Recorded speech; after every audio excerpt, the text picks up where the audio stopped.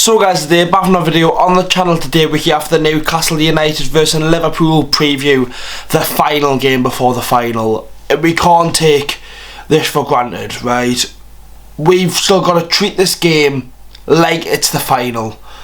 It doesn't matter what's happening next week, right? We're going to take it game by game. We've got a massive one on Saturday. Back at St James's Park, back with the vlogs. I can't wait. Liverpool at home. Make sure to leave a like, boys. Subscribe to the channel if you haven't already. It would mean a lot if you could do so. Anyways, boys, let's get in the video now and let's look at Liverpool. So then, Liverpool, as we all, we've got a lot to speak about today. Firstly, this is the only team to defeat Newcastle United this season in the Premier League, and you think of that and it's bad. It really, really is.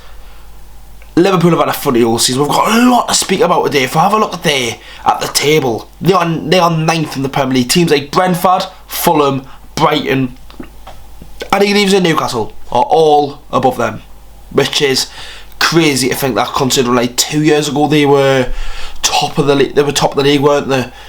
Or they just missed top of the league. Won the Premier League. They got 99 points on daft like that. They were unreal. Absolutely unreal, unstoppable. Sadio Mane was the key to that team. I thought he was absolutely brilliant in that Liverpool shirt. But they've been a funny old team this season. And obviously I know the injuries hit and the midfield situation and Nunes not scoring goals. There is a lot of pressure on Jurgen Klopp, but I think you've got to stick by him until the end of the season. And if he doesn't get his at least Europa League, if he can't finish above Brentford, Fulham or Brighton, that is a worrying state for Liverpool Football Club. Because you look at that, who will want to sign for a club that is not playing Europa League football in of the establishment of what Liverpool are? No one would want to go there when they've got bigger and better options on their hands. So why would they? Why would they do that? But anyways, they've had a really bad season. 9 wins, 5 draws, 7 losses for Liverpool is a crazy one. But players out for Liverpool points for this game is Arthur, midfielder, hasn't really played. Konate looks injured, Diaz looks injured, and Thiago is injured. And we see, I think Van Dijk was on the bench, returned for Everton, most likely will start against Newcastle. We'll have a look at their team. Alisson Becker's probably been Liverpool's best player this season. Trent's a funny old one. He has either a really good game or a really shit game, and depending on who plays for Newcastle, it could be a tough day for him.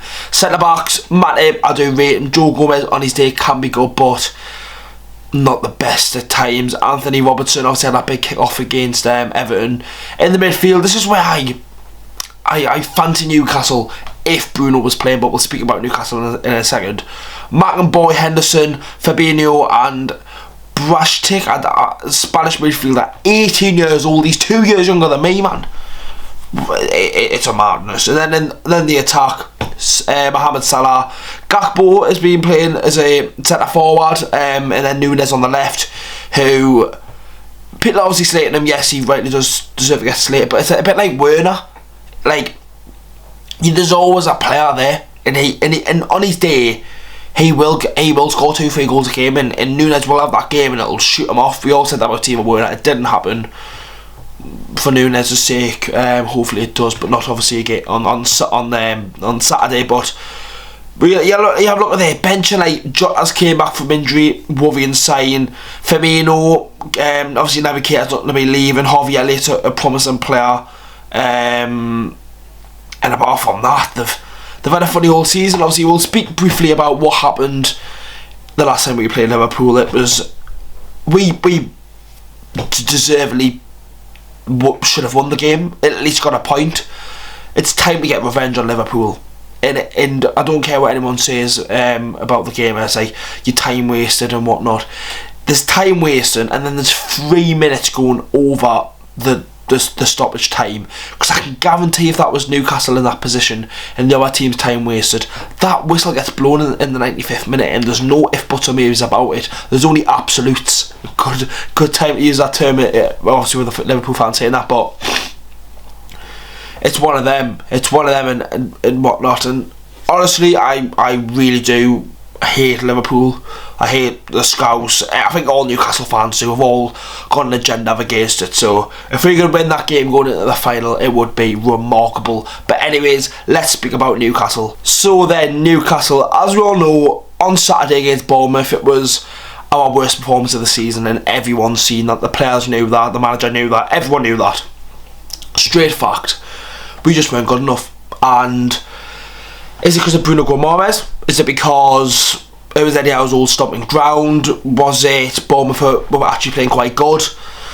Who knows? But for this game against Liverpool, I think some changes need to get made to the team lineup, and it's a tough time for it to come, because obviously we've got the final next week and you can't really change much. But I don't want to say too much with the predicted team at the moment, but we've got two midfielders, two centre midfielders who are out and out midfielders. Well, we've technically only got one, obviously Joe Linton, known as a striker winger, playing centre mid now, playing left wing for a majority of 2023. It's a funny old one to call. Do you change formation? Do you go for something different? Eddie Howe knows better than me, and I'm not going to slate Eddie Howe's tactics, because we are all in with Eddie Howe, and if he gets it wrong, he gets it wrong. If he gets it right, he gets it right. It's as simple as that.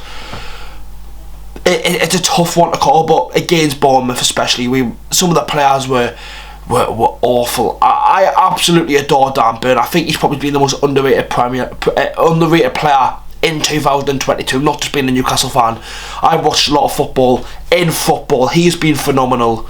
He was shocking. He was absolutely shocking against Bournemouth. It was the Trippier off the line one that hit for me, putting your arm up and that. I know it's annoying. You've had a frustrating day against a very pacey Bournemouth team. You kind of just put your arm up. That you've got to graft, and Dan's got the right attitude, absolutely, and want to prove everyone wrong with this, because I've seen loads of people on Twitter going, bring back Target, we need an actual left back. Burn on his day is phenomenal. Yes, if there's a very fast winger, like if Nunes, Gakpo or Salah are playing, which they probably all will start, it will be a little bit more of a tough one because of the pace they've got, but he should be fine. He should be absolutely fine. But it's such a tough one. I don't want to say too much because we've obviously got the predicted team tomorrow, but it's a tough one to call with Newcastle.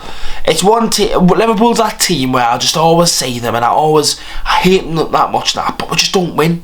But the last time we beat Liverpool, I really couldn't tell you. So the last time we beat Liverpool was in a 2-0 win in the Premier League, where it was a Martin Skirtinall goal and a Jack Colback goal. Our team had Elliott, Janmaat, Colaccini, and Mbemba, Dummett, Sissoko, Colback, Anita, Wijnaldum, CM De Jong, and then Pape Cissé. And that was the last time we won. Going back over the years from then, 2-2, 1-1, 2-0 Liverpool, 4-0 Liverpool, 3-2 Liverpool, 3-1 Liverpool, 3-1 Liverpool, a 0-0, a 1-1, a 3-1 Liverpool, a 1-0 Liverpool, and then a 2-1 Liverpool. It's a team we can't beat. In the last 23 against them, we've only won 4. And over the years, we have got a couple of decent draws against them, but hopefully the odds can be against her.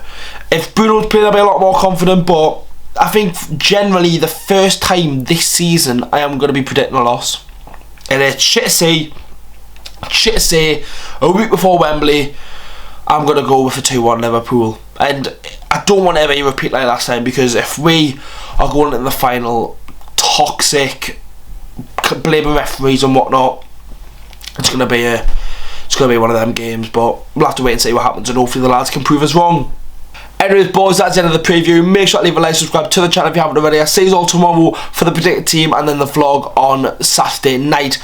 Make sure I be there, boys, a week before the final. Honestly, I'm going to be doing a fair few videos up next week for the sake of the build up to the final. I'll be doing so much. I want to explain it all in a video without the preview. I want to do a set of videos, speak about what's happening. Anyways, see you in the next one, boys. Have a good one, and up the mags.